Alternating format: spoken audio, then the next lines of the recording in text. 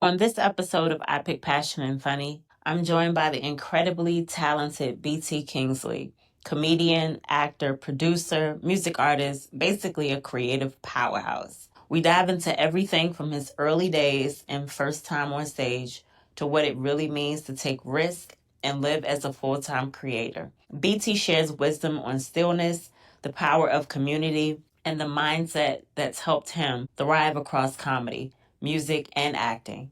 We get honest, we get deep. I even confess something personal that's been on my heart. And yes, BT drops a freestyle that was straight fire. This conversation was fun, real, and full of gems. Let's get into it. Got me. Hey, BT, welcome to the show. What's up, no? How are you? I'm good. I hope you are as well. Yes, I'm very good. Before I should have did this beforehand. I just want to make sure. Okay, cool. I just wanted to check my little battery real quick. I was like, make sure I don't go nowhere on my battery because All this is good. I definitely definitely this is for sure a computer and not a phone for sure. I'm on For my sure. computer as well, so I understand mine is plugged up right now, so I get it. It's all good. Mhm. Okay, so I have an icebreaker for you. It's a game I'm called listening. Hella Awkward that I personally love. It's four categories. I'm going to give them to you. You let me know which one you want to choose, and Okay. then of course, I give you the question. You give me the answer. All right. So we got real talk, dating, relationships, or sex. Ooh, real talk, Mm-hmm. dating, Mm-hmm. relationships, sex. Mm-hmm. A dealer's choice. I'm pretty good. You want me to? Yeah, so go ahead. Oh Everybody man. say I'm not an open book. So we finna see right now. Oh man. I gotta choose. Okay. All right. Let's see which one do I really You want to know. could say I wasn't prepared to choose. Let's see. All right, so okay, I'll ask you this one: relationships. Would you marry someone with a low credit score? absolutely. Yeah. Okay. That's well, first of all, I'm one, I think credit is I don't know how much I believe in credit. Even though Okay. I've had points in time when my credit was fantastic. And fantastic for me was it was like 7735. And I've had points in time where it was not good at 500, 600s, or fives. And neither one of them Uh-huh. was a reflection of my liquidity. It's not, I'm not totally cash rules, but good debt can be positive. Like today, I don't know what my credit score is today, but if I wanted it better by next month, then I would just go pay the stuff that makes it good, and then it'd just be good. So yeah, That's it don't simple. bother me. Yeah, good. I think yeah, work on getting the money, Yeah. y'all. If you ain't got it for the bill collectors, you ain't got it. You know what I mean? I'll tell their ass in the I second I feel don't got that. it. Don't call me with no attitude about the money I don't have, sir. Why haven't you been taking care of your responsibilities? I said I have been. That's why I ain't paid y'all. I ain't got nothing for you. Look, let me tell you, I So feel you. I've absolutely, been on yeah. both sides of the coin. I get that. I get that. I've had Now it I'm where my credit. now. Hmm? Go ahead. No, I've been there where my credit score was not, I have had to build my credit score. So I get it. When you don't have it, you don't have it. I have been there. So I don't really, I don't think I would judge someone so much for not. I think I would be, if you had a low credit score, I think I'd be cool with it. But I'd be like, okay, what are you trying to do about it? Like I think if you just okay with it, that's something different versus you just don't have it at this time and you're trying to get there. You know what I'm saying? I think it's a difference. Fair. Yeah, fair. I am more interested in your relationship with money and how you understand money and finances and how it flows. Like for me, old hood habits I don't like direct deposit. I don't like institutions touching my money before I touch it. That's old me. So like perfect example. Yeah, so right now, I definitely have my credit cards. If I had to guess, I don't know, probably 5 or 6. But I'm looking at it, but let's guess, Mm, maybe 8 or 9 uncashed checks, because okay. I don't want them in my bank Mm. because the money will be allocated the way I disperse it. So if I need some money, I go grab a check, I deposit it, and now I take care of some stuff. But the floating debt isn't, come on, man. What's debt, baby?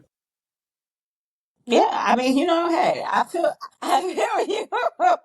As long as nothing's off, I'm not mad at that. yeah, as long as nothing's off and you ain't hurting for nothing, hey man, shit. That part. Shit. That Let me tell you what I can die with. Debt. Let me tell you what I can't die without is great experiences. To each his I'm not own. I'm You know. I'm not mad at that. I'm not mad. Okay, Yeah. so that's the answer to that question. So you would definitely marry someone with a low credit score. I'm not mad at that. Absolutely. Money Okay. is all right right now. Money's all right right now. I feel you. Okay. So let's start with, let's go, we're going to go back a little bit. But first, I want to ask for Okay. the people who don't know who you are, right? People that have just been under a rock, how do you introduce yourself? Comedian first, actor, producer, like what do you lead with? And who are you? Who is BT Kingsley? BT Kingsley is I am a creative. My skill set and probably highest skill set is probably in stand up. I feel like I am very good. Humbly speaking, one of the best ever. But humbly. I feel like there's other greats, but I am a person who acknowledges the now also in the future. So like when I look at my peers, I don't look at them as, oh, you're great. I look at you're one of the best ever. I think I told just Niche that not too long ago. I was like, you're one of the greatest ever. Not male, not female, ever. I said what I said. You argue with yourself. I can see what's happening right now. I can see what's happening in real time. I don't know if the accolades ever catch, but I said what I said. So comedy is probably my highest attribute. But I'm a creative. I do a lot of things. I produce. I act. I do music. I do a lot of different things. But yeah, comedy is what's name. But I'm a good human being. Kingsley, a good human being. Yes, he is. I love that. Okay. Okay, so who was young BT? Going back to your childhood.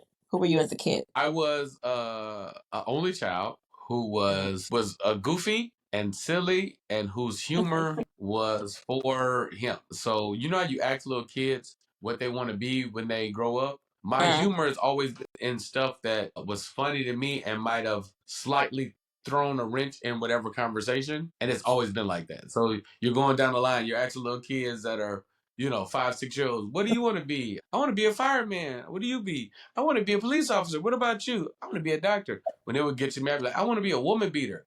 Just to throw the environment. I didn't know nothing about beating women. I had never seen domestic violence in my what's name. I knew it was something I wasn't supposed to be saying at 5 or 6, and that tickled me. It's not even now. That's not even funny. It's actually really bad, sir. Why are you saying that as a little boy? But I knew it was the reaction and the look on an adult's face hearing that come from a kid. What is That's he what I learning at meant. home? What is It he was learning at home? absolutely nothing. My mama's never been in an abusive relationship. I had no reference point for it. I just knew it wasn't something I was supposed to be saying that wasn't a bad word and I couldn't get in trouble for it. So it's just finding the margins. That Anything, is you know what I too mean? funny. Anything that I want to say one time it was like a dinosaur hunter, but that's been my whole life. Just finding things that are funny to me or humoring myself in my only child essence. So as a young child, that's what I was, a goofy. I was a goofy But little I kid. get that. That Never, probably. just for we clear, I was never Mhm. chosen as the funniest. I Mm. might have been the silliest. But there was always, I was born in the Bay and I grew up in Houston. But as somebody who's bouncing around to different schools and cities, they had already picked their funny person. I wasn't their choice. Now, for shits and giggles, I will bust any of their ass on stage. I'm funnier than everybody that they chose. Way better than them. Huh? How you like that, Cameron? Huh? Huh? I know they voted you funniest person. Humbly speaking, you are No, not humbly for them. Because I don't even not know what humbly they for do them. in Okay. life. I just want the high school people that didn't vote me the funniest and middle school and elementary way funnier than whoever y'all chose. Way better. Humbly with my peers and other comics. For you civilians, I'm kicking y'all ass. You are As you can see, I hilarious. totally got over it. I'm not hurt by it at all. Yeah, I know. It's definitely affected you for sure, and your only child energy, because it's definitely giving only child energy. Was you voted anything in high school? No, Did I you never feel like the inspired. stuff you I should? never aspired to be. But is there stuff you feel like you should have won? Fix No, his forehead.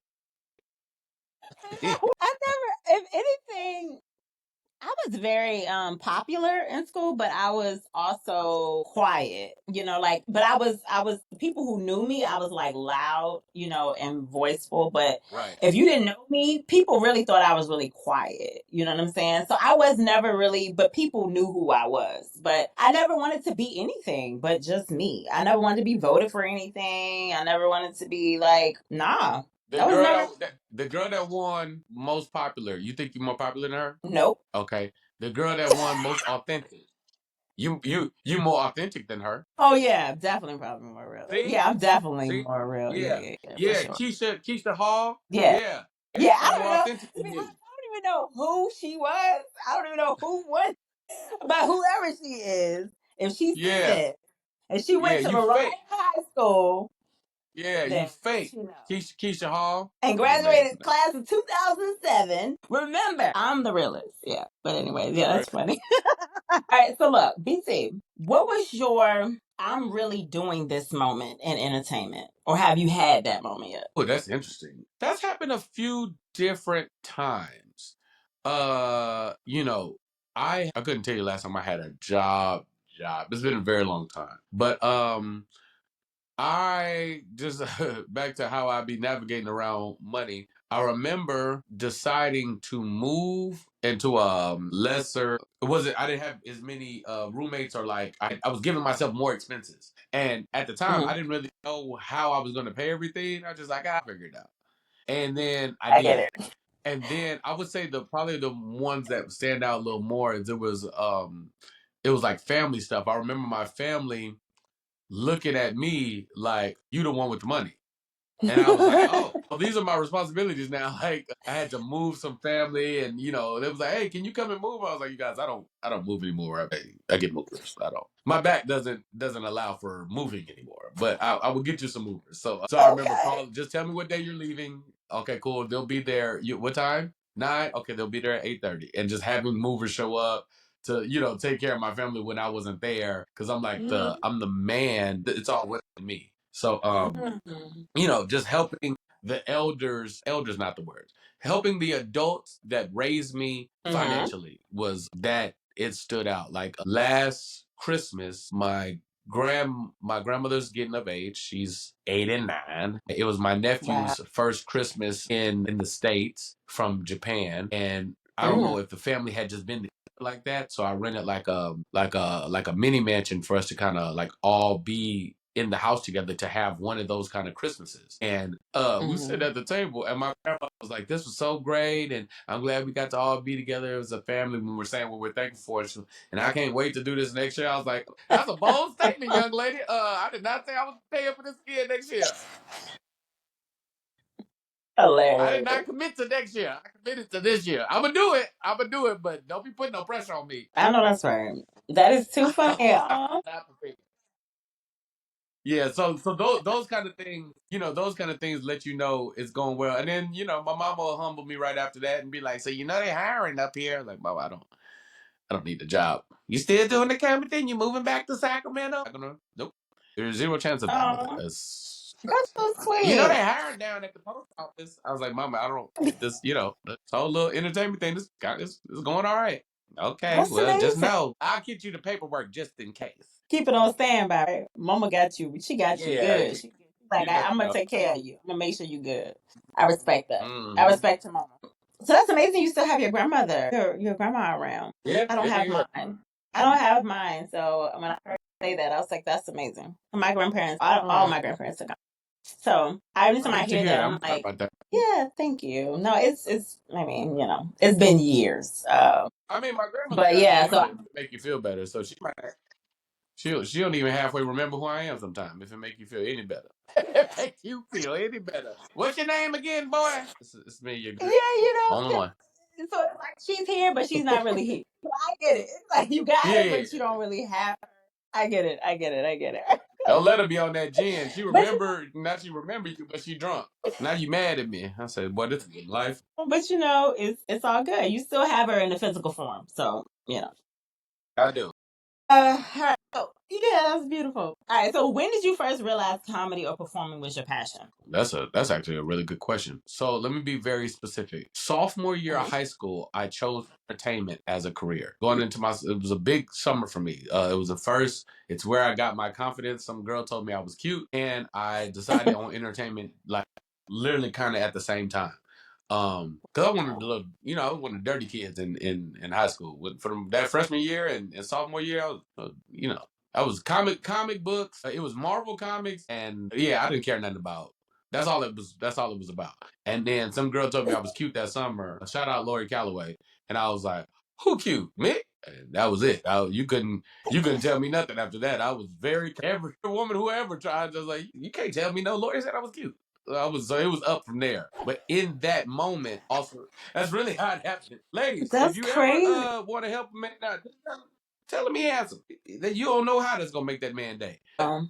Within that, I also got I chose entertainment that year, and for the next 2 years of high school, I didn't do anything. I literally didn't do. I would literally go to class. Students are easy to make laugh. How can I make the teacher get off her lesson plan? And that was the goal. Every class, every day, outside of math and theater, that's all I cared about. But comedy itself, I did not know what comedy is. I feel like this might be unique to me. I did not know what stand-up comedy was. I watched stand-up comedy. I love Eddie Murphy. I loved Comic View. I loved Def Jam. I did not understand the concept of stand-up comedy because every time I ever saw it, it was on television. So this is just a TV show that I watch. I watch Martin, I watch Comic View, I watch Yo MTV Raps, I watch Def Jam. It's like it never. I watched Coming to America, I watched Raw. It didn't click to me as an art form. That never happened until I walked into a comedy club, the joint on the north side of Houston, Texas, and the comedian on stage I did not know. I was like, I looked around, I was like, wait, you can just do this? I was like, what? I was like, so wait, you just go on stage and you just do it? And the dude was like, yeah, RP Alfred Rose. He was like, yeah, you want to go up? I was like, ugh, no. I was like, I don't even know it. No, hell no. Because when I left high school, I had already chose entertainment. I saw Keenan Ivory Wayne's, I want to say it was like the True Hollywood Stories. And I feel like he said something to the extent of, it's not as hard as everybody makes it out to be. And if I go back and watch it, he probably didn't say that. But this is how my ear took it. He said, it's not as hard as everybody tries to make it out to be, because whatever you are, when you're in it, you're in it. He was like, yeah, I was sleeping in my car, but I got a show with Eddie Murphy tonight. I'm not really, yeah, I'm sleeping in my car, but I got a show with Richard Pryor. I don't really care about the sleeping in my car part. That was just normal life. And I was like, oh, okay, we doing entertainment. And then, yeah, I graduated, refused to go to college. I was like, that's not how it works. You don't go to college and then be in movies. So I need training. And I started training at any acting class I could get, and then I stumbled into stand up. Stand up was almost like a trade within the entertainment field, but it takes over once you're a comic, you a comic. And I was like, I told the dude, he said, you want to get up tonight? I said, no, I'll be back in 2 weeks, and I was back like that, like 3 days later, and I haven't been off stage since. So in those 3 days, what did you do? Like, how did you know you were ready in those 3 days? I didn't. I went and I started formulating what I felt like was a reasonable set. I started crafting little jokes and tidbits. But I was already at the time I was taking classes. I was taking acting classes, and I knew that this was something else because I'd always been funny. I'd always been humorous. I'd always been the class clown. I'd always been goofy. Even though they didn't choose me, I was getting my giggles in, either way. But I felt like when I went in, I saw it, and I'm seeing the people on stage, and I watched for a little bit, and it was a couple comics that we know today, Billy Sorrells and Keisha Hunt and Blame the Comic. These were the comics that was like already doing it before me, and I was like, that looks interesting. I was like, I think I'm gonna do it. I'm gonna just take my hand at it. And I went up, and in them 3 days, I wrote little stupid jokes that I thought were hilarious. They didn't do great when I went up. I was going to ask you, how did that go? It was, the first time you do comedy, you kind of do it perfectly. Kind of. If you take some stuff that you think is funny and then you go on stage and try to do that. If you steal, then you didn't do it perfectly. But a lot of people, you write down what you think is funny and then you go and you, come on, world, this is great, right? And only four things can happen. Either you do terrible and you say, I never want to do that shit again.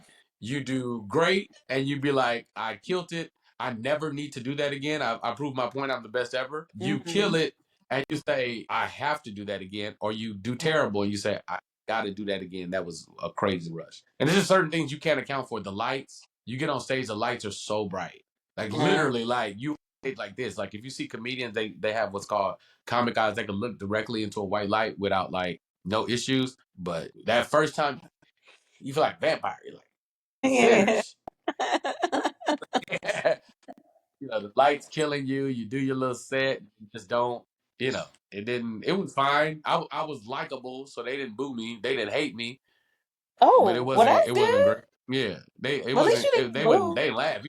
They giggled. It was like a couple of Snickers, but I knew I would go. I would go work to get better. and you come and you take your L's. And I remember I used to wear these comic book like shirts. It'd be like a Wolverine button up, a Batman button up, or a Dragon Ball button up. What the fuck was I thinking? What a Yeah. dumbass. A terrible outfit. I still got the shirts, by the way, but that's what I used to wear on stage. And I Wow. remember this dude I got to eating it, and he was like, "Damn, bro, it's time to wrap it up, don't you think?" But whoever he was, this dude was hilarious because he understood timing. He knew exactly when I ended the joke, where to hit at, because he got a hard laugh. I didn't get no laugh. I was like, wow. This wasn't the first time. This like, some months later, and I said what I said, nothing. And he said that part, and they died. And my only response was like, "Man, whatever, bro. Don't get to keep talking to me. I'll take your girl." And that nigga was like, "Not in that shirt you want." I was like, "This nigga's killing.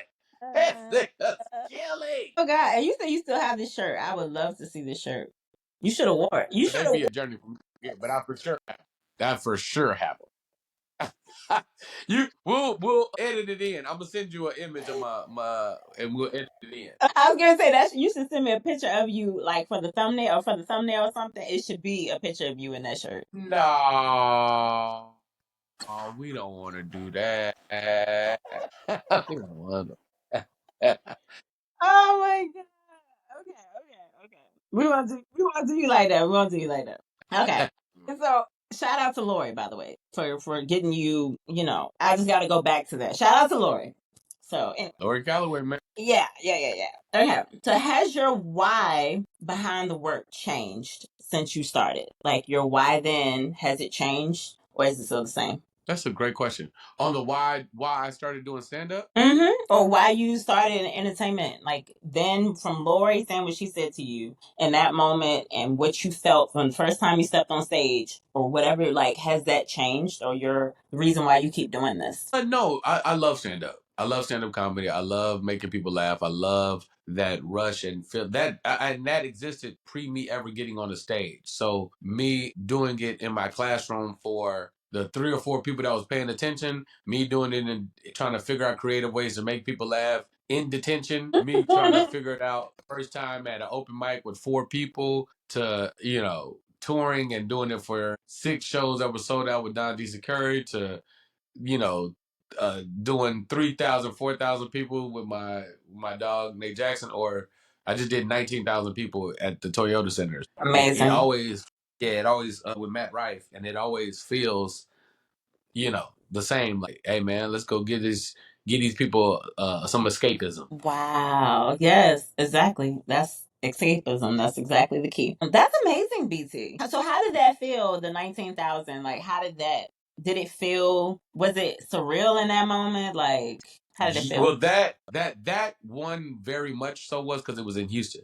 And mind you, I'm not somebody who gets booked in Houston, even though I started there. So yeah, that was crazy. That was his first weekend doing the arenas, and we did the Dallas show, and the Dallas show was great, but Houston felt away. It was like, this is kind of crazy. Yeah, it was to never really get to perform there. I'm coming up there, Labor Day weekend. I'm at the Punchline downtown, but I don't be in Houston like that, and it's like, and I was there for a very long time.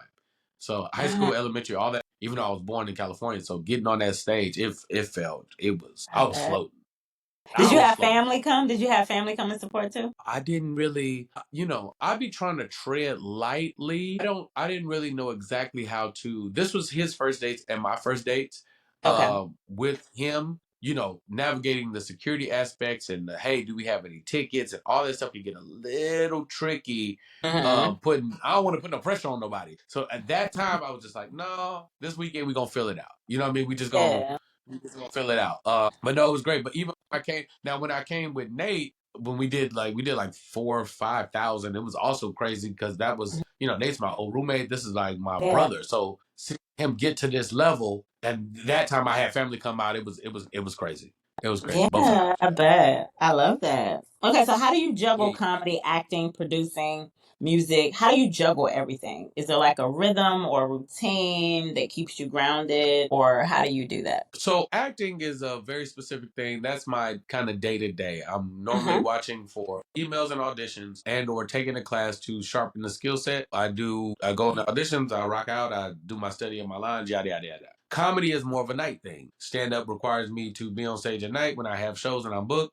And then if I don't have shows, kind of everything in there is kind of everything in between that is kind of creative and marketing. But Mm-hmm. for music came it's more recent, but it's like what I've come to find is I'm a writer. So it's like whether I am writing a script, whether I'm writing jokes, or whether I'm writing to a beat, I'm a writer. So it's like, in my heart of hearts, I can kind of navigate myself around all those spaces. I was listening to my album the other day. I was like, I'm very happy with this. I can hear my growth, Mm-hmm. because I've been trash at something and then, got to a certain level. See, that's how you know I'm humble because I will also say I was garbage. You got to point that part out too. I remember the bullshit, okay? But I remember being very bad at something. So, like, even on the album, I can hear the nuance of this is one of the first songs I recorded, and this is one of the last songs I recorded. I could hear the growth in the song structure and my rhyme cadence and how much more comfortable I am with my voice and so on and so forth. And I'll do that a lot of times for anything. Sometimes I'll just go challenge myself with something I didn't know I was gonna do. I did like I was studying Krav Maga or I was trying to pick up Spanish, and sometimes I just be like consistently challenging myself to Mm-hmm. to do something. And I find that in those little spaces of trying to have as many experiences as I can, also talk about them on stage. You gotta live life if you want to be a good stand-up. You got to go live life. That's what I was getting ready to say. The more experiences, the better for the Got creativity. You gotta be able to. If you're not living, then what are you doing? You got to live life, and you got to steal from people who have great lives or interesting lives. Okay, One of my boys, say more. Say more. Terrell Givens. Yeah, my boy Terrell Givens will tell you that he made me funny because he's not a comic. He Mm-hmm. has his job, he has a great life, he just bought a house, so on and so forth. But he'll tell me about stuff that went on in his life, like dating situations or so on and so forth. My comedic brain, I was like, that is a joke, sir. Keep talking, keep going. And then what happened? That's hilarious. Keep going. And he's telling it to me just as a story, but the comic in me can see I can see where the jokes are. I was like, oh, that is hilarious. So if you're not a comic, and you're around me, you are subject to the stage. Anything could happen. That's my sisters, that's my grandma, that's my mama, that's anybody. Not to Absolutely. hurt nobody, Absolutely. but if I can find the creative in it to shape it for myself, I will. 100%. As you should. Okay, so Yeah. what's something people don't see or understand about being a full-time creative? Ooh, you got them questions, don't you? Ladies and gentlemen, you got them questions. Oddly enough, this isn't a plug, but I did write a song about this. The answer to the Okay. question is sometimes doing nothing is doing something. Hmm. So civilians very often can't see that. So if you are a non-creative and your person, husband or wife, whatever is a creative, you have to give them space because sometimes doing nothing is doing something. So they might just sit Mm. there. It's like, help me with this, or can you do this, or can you do that? And it looks like they're just sitting there.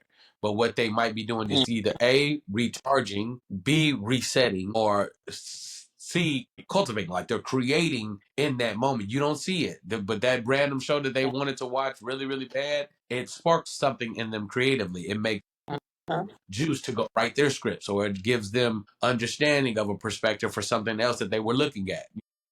Uh-huh. So that I think is always lost on people. It looks like Yeah. I'm just sitting here. Look like maybe I'm sleeping. I actually wasn't asleep. My eyes are closed, and I think now not even as a creative. I think that that's something kind of everybody should take on is finding stillness. Find moments to come into a space that you're comfortable with. Take your shoes off, put your feet on the ground, and sit in stillness. I have like full stillness meditation where I can kind of sit still for 30 minutes. And I mean no nothing. No eye blinkings, no eye movements, no swallowing. I could do it for probably 15 to 20 minutes straight. And I'm not asleep. I'm awake. but I'm just, so stillness is very, very necessary, and sometimes doing nothing is doing something. Okay, I concur. Uh, Are you a creative also? You yes. consider yourself a creative also? Oh yeah, absolutely. In every Yeah, way. so you know what I'm talking about. Yeah, I do. That's why I say, yeah, I'm 100% with you. I could give you so much about me and my creativity. I've Yeah, been go creative. ahead, please. It's a Let's conversation. let's go. All right. So started when I was a child. Probably the first time I picked up a pen, I started writing. Mhm. I didn't really know that I had a love. Like I knew I loved creating worlds. Like I could create an entire world. Either I could draw from someone else's life, some a little what you were talking about, or just because I was young writing stuff that I'm like, I don't even know how um I know anything about this, right? Because I'm young. Like I've never really experienced this. But either what I saw on TV, what I heard or saw around me, I've always been very observant. So I can and impressionable. So like if I saw you or I could imitate you, like I was always very I noticed everything, right? And so I started writing as a kid. And then I knew I was good when I had a teacher in school because I was creative writing in school. And my teacher was like, Erica, this is actually really good. And I was like, really? Like I didn't really think of it like that at first. And then she said, it's really good. And so I kept writing. And I would bring my sister and drag my family and my best friend. I would drag them into all of my experiences. Like if I wanted to create something, I'm like, hey, on cassette. Like this was back when I had a cassette tape. I had blank tapes in my cassette player, and I was like, "Hey, we're gonna create this audio experience, right?" And I remember one time I was really mad at them, and I got mad at somebody. I don't remember who, but somebody pissed me off. Okay. And I remember upstairs, and I just came up with this concept of this story and this entire story. And I started recording it. I started putting it together. And I brought them upstairs. And I was like, hey, you play this role. You do this. You do that. And I'm directing. And I'm making sound effects. Like, I'm doing the whole thing in my room. Like, this is an entire production with little Right. to nothing. But I made it come together and it felt like a real experience, right? So, and I think I still have that tape today, but I don't know, it might be in my parents' house somewhere. But anyway, the point is, I've always been a writer. I kind of went into journalism. I did radio before. So it's always been media and entertainment for me. Like that's always been what I've always fallen back on. And still writing. I still love to write, like script writing. Like I want to actually, my goal at this point is to be in the writer's room. Like but I also want to create, eventually I want to have my own show. That's still something I aspire for. So yeah, I'm constantly, No, I'm listening. oh yeah, no, that's me in a nutshell. I've always been a creative. I've always loved, but I also love other people's stories. I like telling stories and I like creating stories, but I also like other stories. So that's why I'm the journalism in me. Like I'm always curious. That's why I ask questions and I want to know who you are, but then I also want to create these characters and like I do Right. improv. I do improv also. And so it's funny because last week, I geeked out so hard. When I tell you I geeked out, boy, I'm in 301 in my improv, right? I did 101, 201, I'm in 301 now. And when I tell you, we did characters, like we created like we were like building relationships. Like I'm not really good with short form. Short form is not really where I thrive. I'm more of a long form Yeah. type of girl. So I love to create and build the story. I like to take time to really like, who are these people and what's the relationship? And we kind of dabbled in that last week. And when I tell you, I was like, everybody else looked exhausted. They were like, she's like, how does everybody feel? I know y'all just poured y'all souls. And I was like, I feel great. I was like, I feel great. Everybody else is like, like they look so tired. And I'm like, y'all just gave me all the feels. Like I am a girl that, I don't know, I just love creating and yeah. So anyway, that's who I am. No, so I hope that. yeah, so Hmm? what? No, no, no, it makes sense.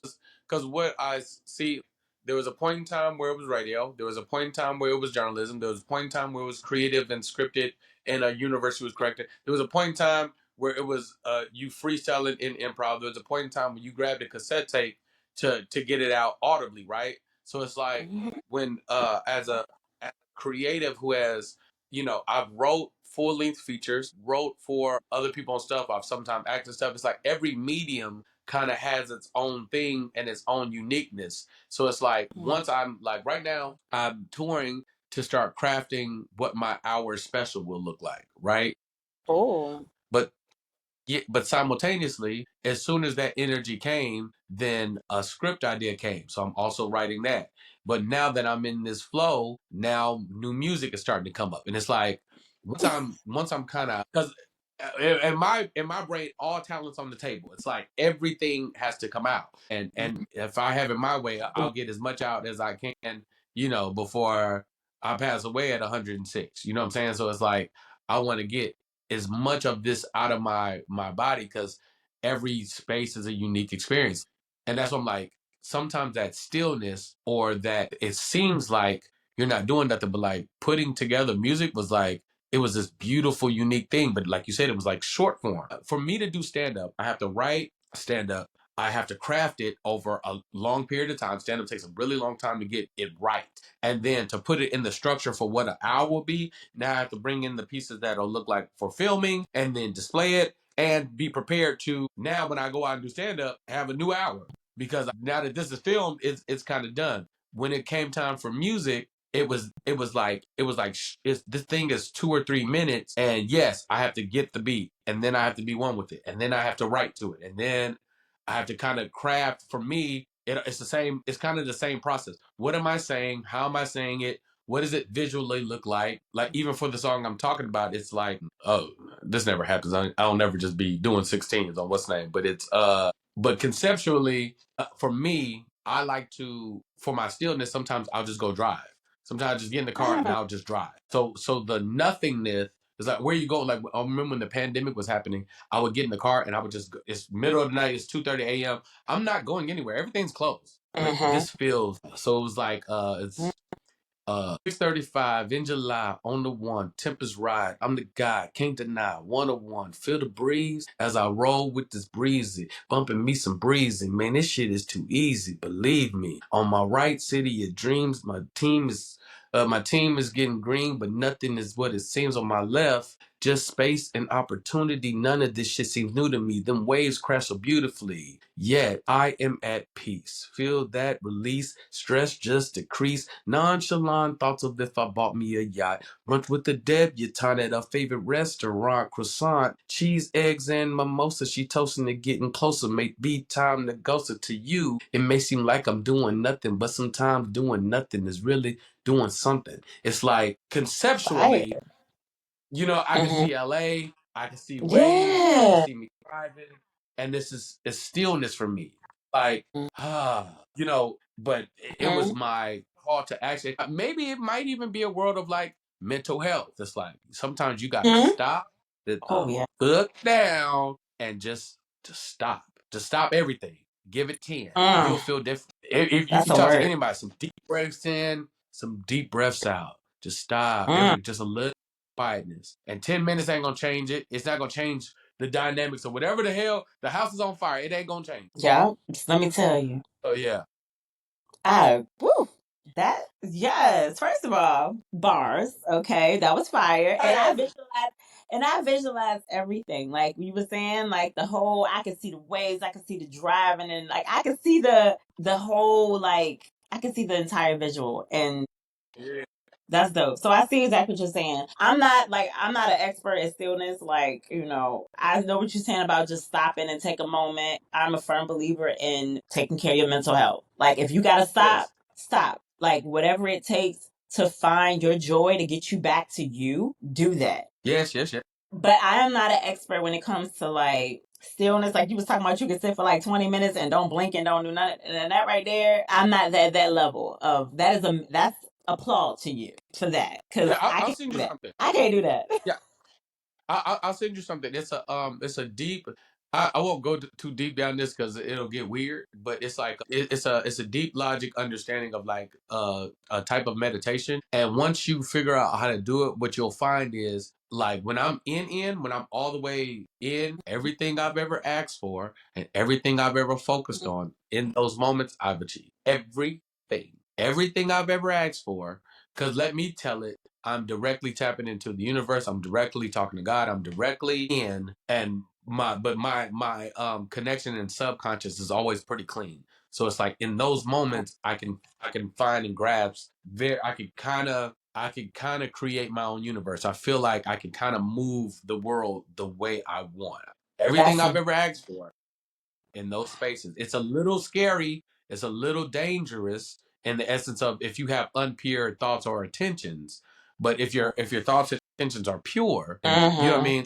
This is what I really want in life. You find you some stillness. You meditate on it.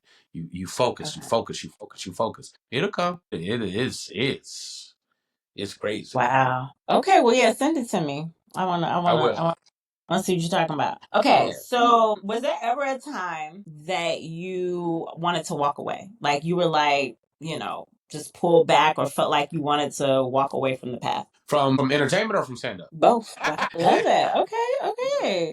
Because let me tell it as a stand up, when it's tough, that's when you're really supposed to be on stage. Right. You really are supposed to. That's kind of what we do. It's like we take our pain, our hurt, or whatever, and hey, y'all, look at this. This shit hilarious, right? You know what I mean? Even Yeah. in, we'll find a way to. My grandmother's dementia isn't funny, but I mean, sometimes it's a little hilarious. You know, It could. it can be a little. It could be It a can little be a funny. little. You get the You can find story the humor. from her neighbors. Your grandma was outside naked. Lord Jesus. All right, cool. And she just, my grandma, Yeah, you can there's a find bad it yellow funny bone for in her sure. head. I need Yeah, you to yeah. put something on, baby girl. So that's Grandma. so no, for that you're supposed to be in it. As far as entertainment goes, I'm always kind of counting my blessings. So it's like I can't sustain is the grind or the like fight that it takes to be in like mentally in like a 9 to 5. I can't do it. Like I mean, I literally makes me sick to like having somebody like have that over me. It's very, very, very, very, very. I would be unhealthy. I would be a very unhealthy person. The money be great. It'd be way more secure, but I prefer these stresses. I prefer not like right now, January, February. Man, shit been great. Oh man, let me tell you something, Eric. Man, till July, what? It's lit over here. Okay, I'm eating good. Okay, I don't know what the fuck happens in August. I don't know, and It's it's kind of been funny you like said that for years. because that's my life right now. Okay, so like I'm gonna just so I Yeah. this is the first time I'm about to say this on here because this just happened literally. Yes. Yes, yes. So I just completely like uprooted my entire life. Okay, I had a good government job, Come on, good government. and for 5 years, and I just decided Mm-hmm. for reasons that I am just gonna completely leave. I'm just gonna quit. And I resigned smart. It was strategic. Okay. Now I didn't just quit because I could always come back if I needed to. I left on good terms. I took a program that they were offering where you still get paid until September 30th. So I still get my benefits, my pay, everything. So I have this time to figure shit out. Like, what am I doing with my life? Okay. So I have that time to get myself together. So as of September 30th, I don't know what the future looks like at this point. I really don't, honestly. Yeah. But I'm out here taking this leap of faith, and that's what it is at this point. Hey So man, you don't need a lot. All word on the street is all you need is a mustard seed. Hey, you ever seen a mustard seed? The motherfucker little. You don't need. Listen, it's gonna be hard. If it was easy, then everybody would do it. But it's like, what are the stresses that you like? Because in a perfect world, what does it look like for you? yeah. What does it look What is like for me? It looks like me with doing what I really love to do, which I've always done on the side, but I've never actually made it a full-time job and career. It's actually whether it's writing for like production, working for a production company, it's doing something in entertainment. Whatever that looks like in a creative realm, and doing that full time and being happy with whatever stress comes with it, because nothing comes easy, right? But that's what correct? it looks like for me. Not settling for something that I just have to do because that's what I've always done. Like working for the government it was amazing. Don't get me wrong. And I was there for a reason at the time I was there. But is that something I ever felt like I would be doing or saw myself doing. No, I never wanted to retire from anywhere. Yeah. That was never something I aspired to work a regular 9 to 5 job. Like, that's never been me.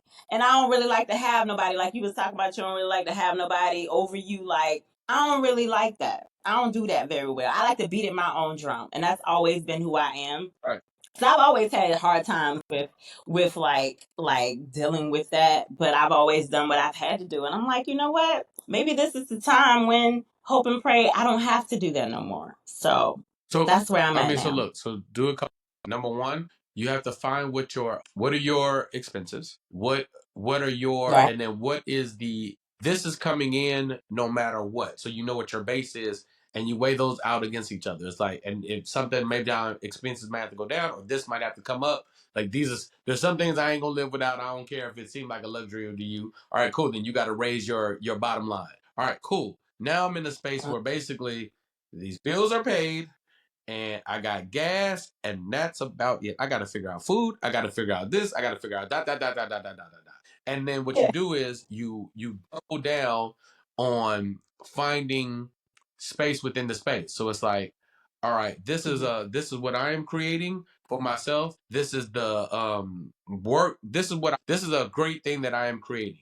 This is a social thing or like something that I'm working on right now. And this is me lending my energy for either financial or experience or relationship. So it's like I'm interning at the TV station in VA. I'm working on my podcast, but I'm writing a book. Uh-huh. And you let your energy be in those three spaces. And as you plant those seeds, everything will pay off at a different time. Mm. And in the midst of that, find you some stillness, focus on it. That should happen, bro.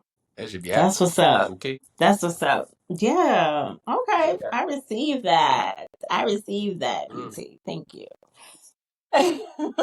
So, all This is a right. crazy So, conversation. so what is We out here. out here? I did not expect for that to come up at all, but it is. Man, these So, conversations I be what having, is these are pillow talk conversations. Scoot over, shit. right? And Exactly. then this conversation with a random girl at some point in time, she be like, "Who are you, nigga?" This ain't me talking. That's for whatever reason we're in this conversation that we're in right now in the space that we're in at this moment. Mm-hmm. I don't I don't know why I hit you up. I was like, hey, remember that interview? Let's do that. Yeah.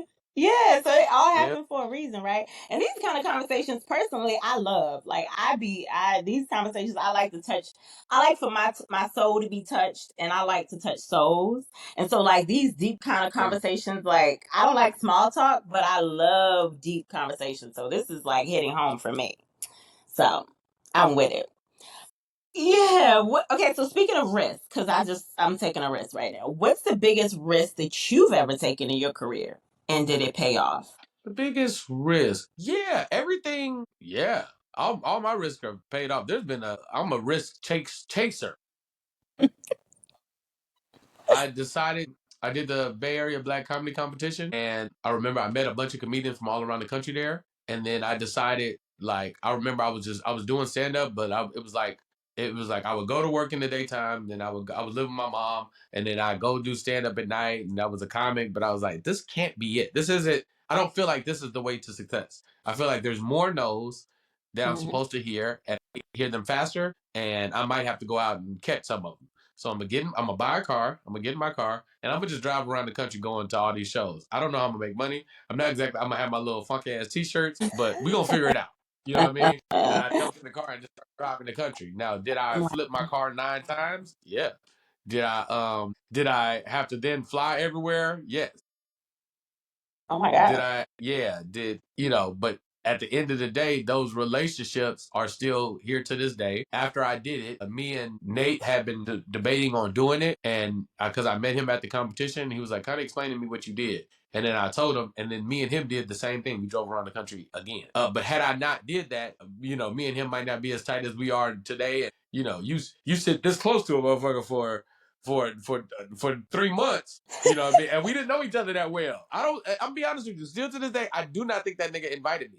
I was just like, oh yeah, man, let's do it. I don't think that nigga. And he never confirms or denies. So I don't think he invited me. He was just like, yeah, I've been thinking about doing that. I'm kind of, but now when I did it with Shoot. him, he was substantially more organized. He had Omega, so he had Qs he was staying with and shit, and it was like, oh yeah, this is way different than the bullshit I did. But hey, man, fuck it, let's go. You know what I mean? But My God. is me and his relationship the same? If I don't never do it, I don't know.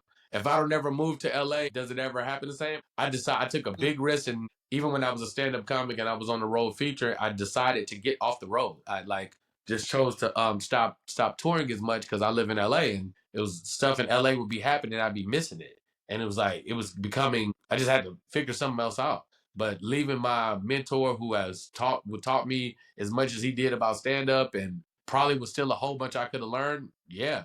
But as soon as I did it, then the pandemic happened. The day Yeah. I said, I'm not going back out no more. And 2020, January 1, it wasn't too far away. And Mhm. I kind of drew a line in the sand on if I get on a plane, this much money has to be attached. I'm Yeah. not leaving unless it's a comment in the number. Don't call me. If it ain't no comment in the number, I'm not getting on no plane. And I need to come back with that bitch. It can't be tied to the travel and shit, bitch. It gotta be a comma in the number if I'm getting on the plane. I know that's right. I know And that's but staying in LA, I end up booking, I don't know, like 7 or 8 commercials that year. wow. Like a year and a half of making that decision. So no, every risk I've ever taken is paid off. That's amazing. That's amazing. It's all working at the speed it's supposed to, I guess. Yeah, absolutely it is. Okay, so you've got a solid online presence and support system. How important is community in your journey? For me, it's everything. Shout out to the Queensleys and the kings and the queens of of me. I built a very supportive. There's like the kings and the queens of the kings of the crew. These are people that are in my Discord that heavily started supporting me more and more through kind of the pandemic, and they just support BT.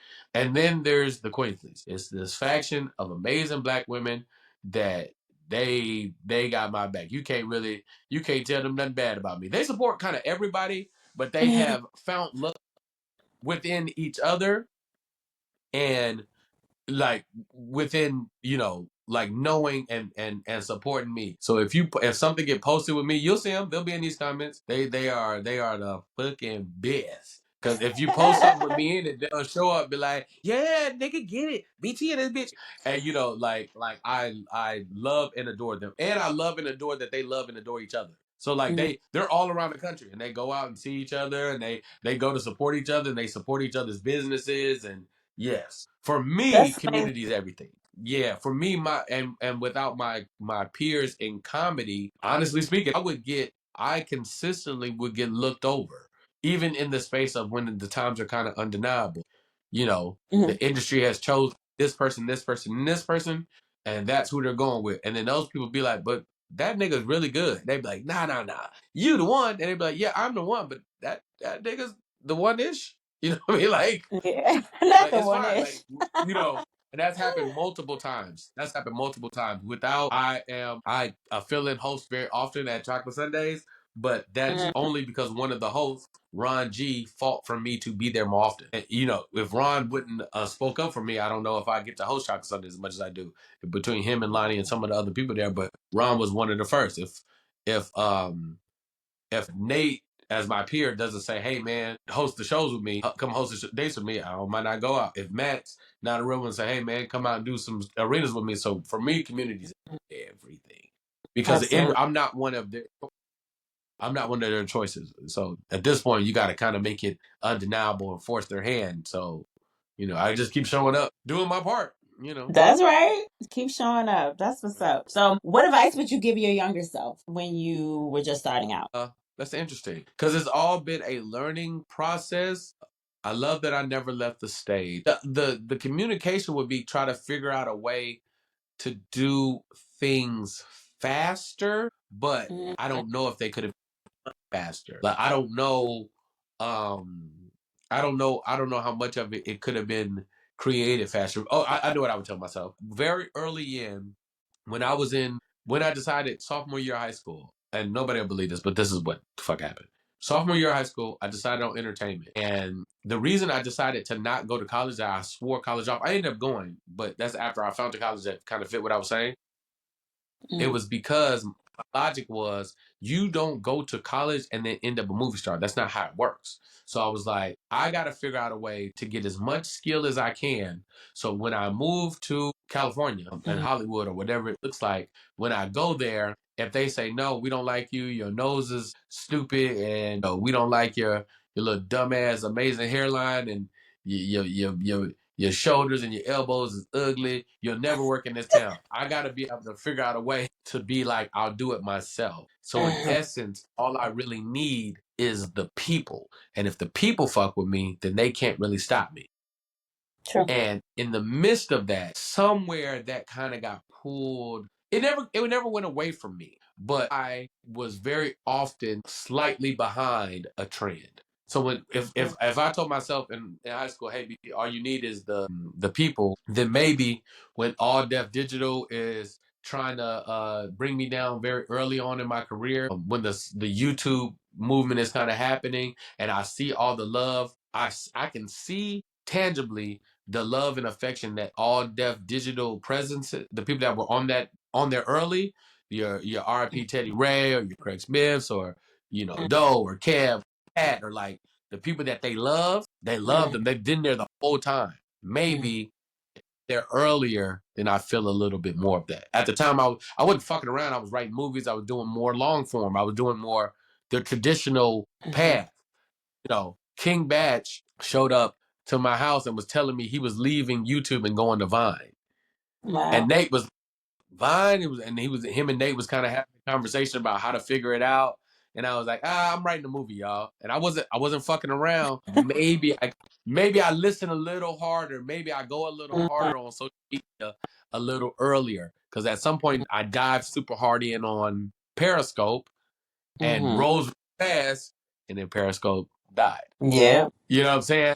So if there was anything, I would give myself more grace and more energy towards what I initially said was go get the people. Everything else is kind of irrelevant. Because now I see it's all. Now I'm clear it's all that. So it's like now that's been my number one goal. People, bitch. YouTube, Facebook, this TikTok. Come on, you guys, people. You know what I'm saying? And then the trends keep changing. What happens when you're in that first wave of the Vine or first wave of YouTube or first wave of Instagram videos or those first waves of, those things that we be fighting against as creatives that want perfection? That's just like, oh, I don't know what I would say and I want it to be perfect. DC Young Fly didn't think about that. Just Hilarious didn't think about that. Country Wayne didn't think about that. They picked that fucking camera up. They did, and they went hard. Yeah. And those are your household names now. So that'd be the one. Go hard for social media much earlier. Yeah. Yeah, that's for sure. Okay, I love that advice. So who inspires you, either in comedy or outside of it? Eddie Murphy is when I didn't know what I wanted to do. I just know I wanted to do whatever Eddie Murphy did. It was very clear for me. I watched a documentary the other day and it brought a tear to my eye. I was like, this nigga has had such an influence on my life and he don't even know it. It's like, I don't know. I'm watching the movies, I'm watching the stand-up, and now I'm watching myself do stand-up and try to be movies. Like, no, nigga, Boomerang changed my life. It changed a lot. Yes, I wanted movies and TV and stand-up and so on and so forth, but simultaneously, I wanted it to look like that. I was like, I want that house. I don't know what kind of, I think that was like the first flat screen TV. I was like, I want that life. I want that house. I want that suit. I want that jacket. When my brain's in full deep thought, it literally, the storm clouds that he's like sitting in front of, right, when him and Robin Givens break up. That's how my brain thinks. Matter of fact, watch this. Watch how crazy this is. It's just moving cloud. It's kind of always in my efforts. So Eddie Murphy was by far one of the biggest influences ever. Then there's my mentors, Don D. Curry, my first manager, Tony Spires, who understood the independence and the professionalism of entertainment to such a high and unique level that allowed for they groomed me. Like, hey, this is the way you supposed to do it. My mother, in kind of an offshoot way, my mother was her integrity was always high. If she said she was going to do something, she did it. My mother was the first person to leave California. She just up and decided she was moving to Texas. I still don't know why she did it. Might have been dick. Who knows? But she said it was nursing. somewhere between nursing and dick, she up and moved. Okay, Might have been both. Might have been both. It might have been both. It might have been some nursing dick. You know what I mean? Funny. But when she said she was gonna do something, she did it. My mom said she gonna buy a house, she bought a house. My mom said gonna move, she moved. So her integrity kind of also helped tremendously. Me watching, a single black mom do exactly what she said she was gonna do. Mm-hmm. My peers, which is that's a long list, but my friends are at it. They're at it. They going hard.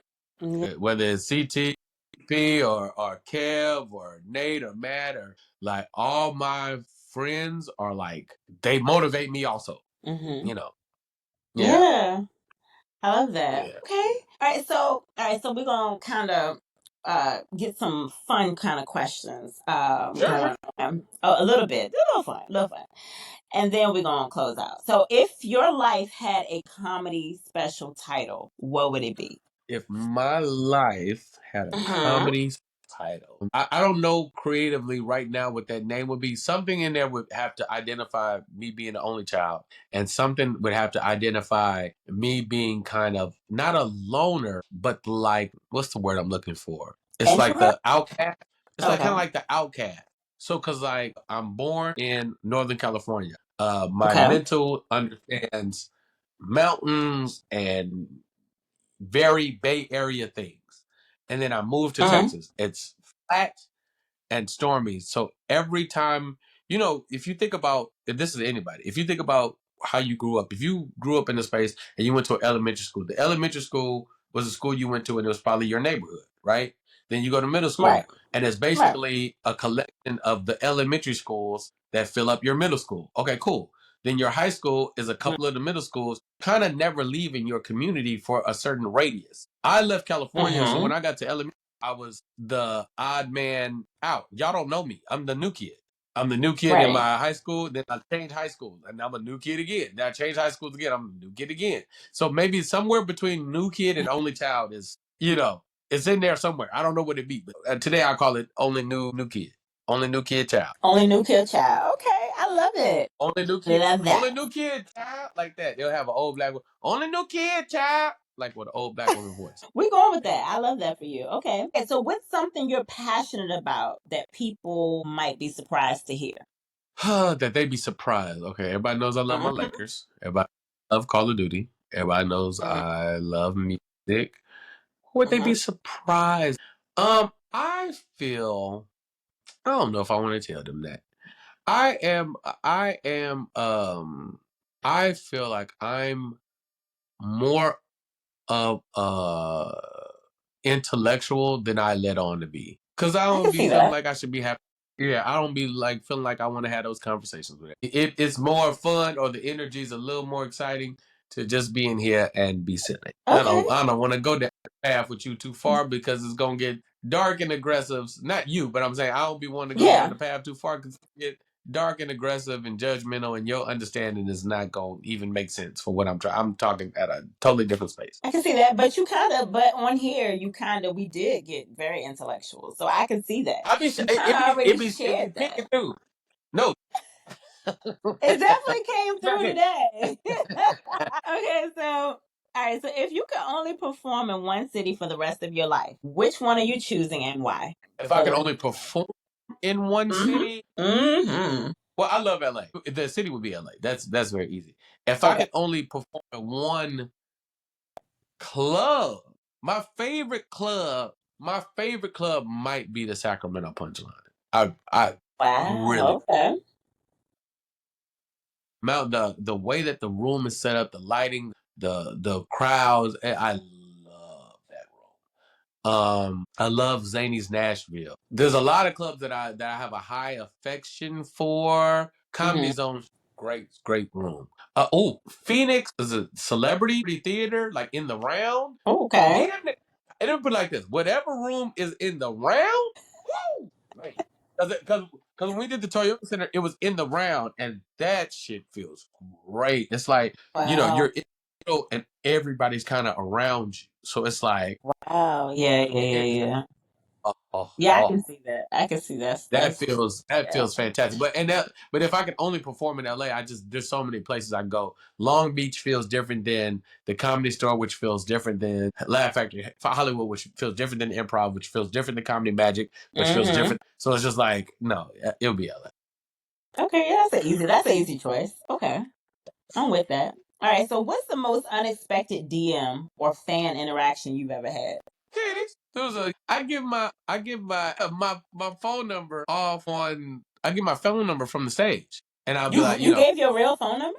I do, yeah, I do. I've been doing this for years. I give my That's your real Texas number. I man Oh, okay, okay. 32 8004. It's like hit Mike Jones up on the low. It's like I've been getting my phone number for years. Not the number you have, my other number. Okay. Okay. Okay, don't give that number to nobody. All right, yeah, no, my 916 number, but I text back and all that good shit. But I get the number off on the stage, and I'm in Charlotte.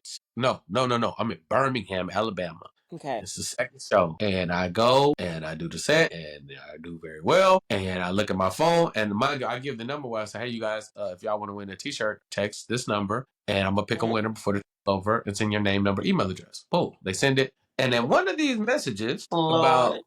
minutes after the show's over, a young lady sent her face and breast. And I was like, huh. And I appreciate it. They were very nice. The problem is, no offense to nobody. And I'm not saying that I won't receive these, but I just wanted to be known that she was a wat. That she was a wat. And they were very nice. They were very nice. They were pierced. They were great. Looked like a good time. And then the bottom of it, the message said, "What are you doing after this?" And I said, "Huh?" And then I was like, "Man, feels a little setupy to me. What do you speak of?" She was like, "No, what are you doing after this?" I said, "Call me." She calls. She was like, "Oh my God, I don't believe I'm talking to you." And it's a real person. And she was like, "No." She was like, "You were fucking great. I broke up with somebody a few months ago. I could hear people in the back laughing. They was like, my girl said that this is the way to do it. They said to do something with you. You don't live here. And what's that?" And I was like, Wow. I'm cool. First of No. all, Yeah, this no. field. Second of all, the South. And me, white woman, and South don't know. I'm hard pass, baby girl. Thank you though. I appreciate it. Send another offer. They were great. Smart I still move. got. This was Smart years ago. move. This might have been 12, 13 years ago. But yeah, no, hmm nope. I'm so That glad was. that you know, I think it turn would that have been down. fine. I think it would have been fine. Oh, possibly not. Where we don't. It's not It's forgivable. Birmingham. It's Birmingham at 11 p.m. No, no, I'm no. cool. No, no. Yeah, girl, you could. Thank you, but Yeah. For sure. No, I'm with that. Okay. Okay. Well, that's interesting. So, if you had to give up comedy for a year and do something totally different, what would you try? when you say totally different, how far are we out of the thing? If I would just, can I just? The answer is just focus on social media. This is what I would do. I would become a Okay. full fledged content creative. I'd be a humorous social media person, or I could do music for a year. I don't know how I would pay my bills, but I could write music for sure. I have Okay. no idea how I was gonna pay my bills because music don't pay no bills. But hmm But I, hey, yeah, yeah, okay. So it would still be entertainment either way. There's nothing else that yeah, you never absolutely. would see yourself doing at all. Not even trying for a year. Wow. Okay. I mean, there's a world where I'm trying to think. I don't know how effective of a manager I would be. I was a great bartender, but that was just personality shit. I probably didn't make good drinks, but I was a great conversation. hmm No, yeah, I like kind of being able to move around and have my freedom. That'd probably be. I was a club promoter for a while, Uh-huh. so if I found the right venue, maybe I could do that for a year. Maybe hmm that was a good time, but Okay. yeah. I feel you. Okay. All right. So, what do you have next, BT? What's happening? What's going on? You're on tour now. What's going on? What's uh Uh, what's next for you? yeah, Memorial Day weekend, Mm-hmm. Sacramento Punchline, one of my favorite clubs ever. Uh, that's short countdown, so it's Memorial Day weekend. Labor Day weekend, I'm at the Houston Punchline. And in between that, I'm on spot dates with Matt and with Nate. So we'll be in Grand Rapids and Mm-hmm. Detroit coming up this month. I had to look at the calendar. Go to btkingsley.com and all the dates are there. But my dates with Matt are there, and my dates with Nate are there. And then I'm working my ass off for the YouTube. There's a lot of clips there.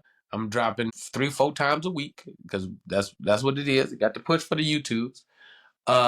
New music is coming for sure, for sure, for sure. The special and or special will drop at some point. I just don't know what that looks like as of today. Okay. I don't know what that looks like exactly. What else is going on? I'm right now. The goal is very simple. Get popping. Push the social media. Put all the content out as I can. Mm-hmm. Let get popping. Let get popping. Let's So yeah, go. yeah, let's get popping. It's a lot of. It's gonna be a heavy, heavy, heavy, heavy, heavy push for social media for me because I want to. As I'm on tour, I want people to come out and I want people in these seats. And same thing that you've been seeing online. It's way better in person.